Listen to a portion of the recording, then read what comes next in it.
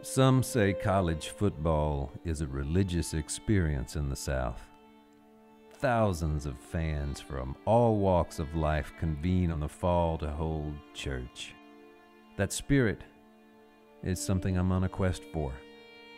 A journey through the Southland to walk the hallowed halls of the cathedrals of the Southeastern Conference.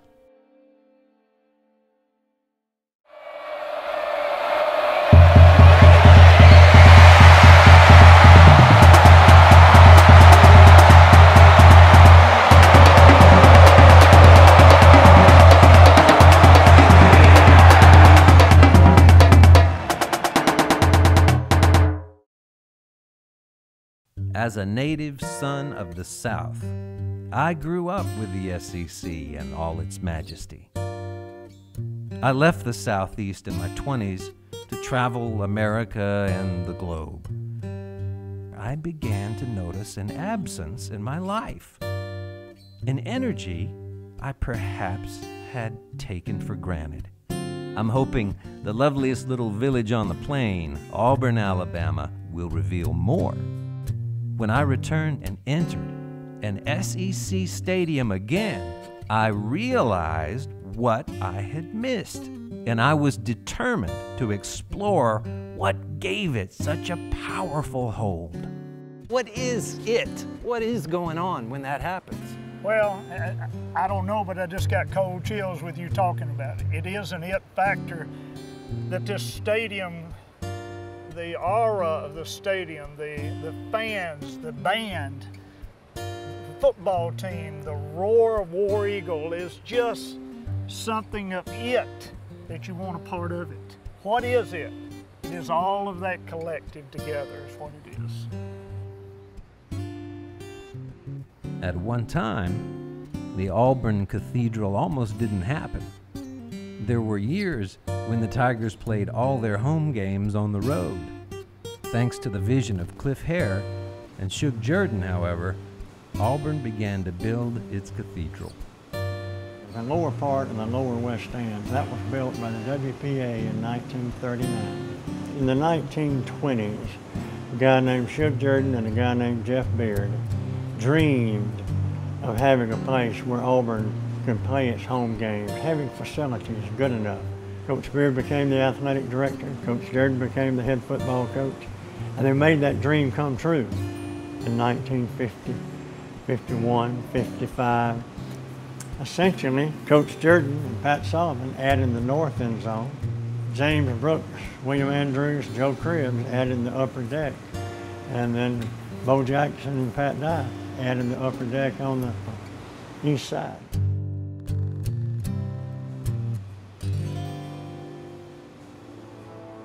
I think there are two great traditions of Auburn football.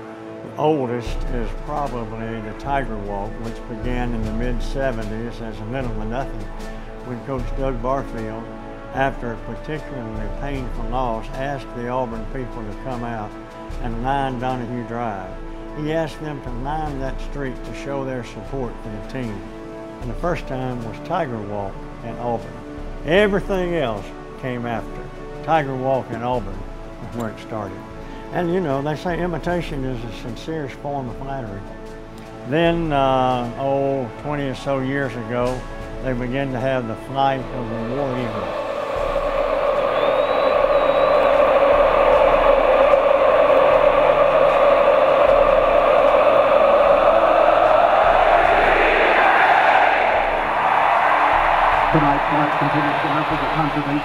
You don't have enough time to talk about all the legends of War Eagle.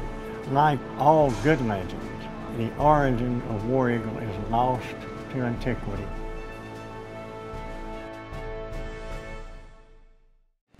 Toomer's Corner is a place where town and gown meet. Townspeople were always, the businesses were always on one side. The main gate to the campus was on the other side, and it was a natural gathering point. Well, originally, I don't know if you know much about when we were rolling the Oaks. That actually started back in the day when not everyone had radios and telephones and TV. When Auburn was playing away, if we won the game, it was telegraphed back here into the store. They would take the ticker tape run outside and throw it out in the trees, and that's how everybody would know we won the game that weekend. You know, we had a radio station in Auburn, and that radio station would have me up there on the station every now and then. And the announcer said, "You're going to Birmingham to play the #2 team in the country, Alabama." I said, "What do you think?" I said, "Well, the only thing I can tell you is we're going up there to beat the #2 out of them." Trying to go after it. Here's a snap. They got it. Block kick. Ball is back to the 25. Picked up on the bounce at the 25-yard line. And in for a touchdown is David Wagner. Auburn going after it. Here's a good snap. It is blocked. It is blocked. It's caught on the run. It's caught on the run. He's going to score. David Wagner. David Wagner scored. Sometimes that it factor strikes again. All right, here we go. 4th and 18 for the Tigers. Here's your ball game. Nick Marshall stands in, steps up. He's going to throw downfield, just a home run ball, and it is tipped off. And Lewis caught it on the deflection. Lewis is going to score. Lewis is going to score. Lewis is going to score. Touchdown, Auburn. Touchdown, Auburn. A miracle in Jordan Hare. A miracle in Jordan Hare. Short, he can field it and run it out. All right, here we go. 56-yarder. It's got, no, does not have the leg. And Chris Davis takes it in the back of the end zone. He'll run it out to the 10, 15, 20, 25, 30, 35, 40, 45, 50, 45. There goes Davis. Oh my God! Davis is going to run it all the way back. Auburn's going to win the football game. Auburn's going to win the football game. He ran the missed field goal back. He ran it back 109 yards. They're not going to keep him off the field tonight.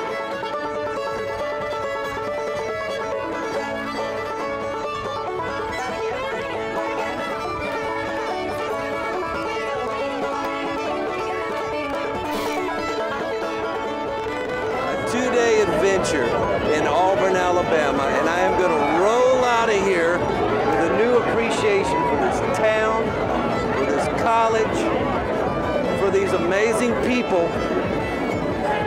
War Eagle! I think every stadium in the Southeastern Conference is high and holy ground. But I think the high and holy ground here in Auburn is a little bit higher and a little bit more holier. It's high and holy ground, sacred ground. Now, to an opponent, to anybody else, that probably doesn't make sense. It's an overkill, overstatement. But to Auburn people, to us, it's the way it is. High and holy ground.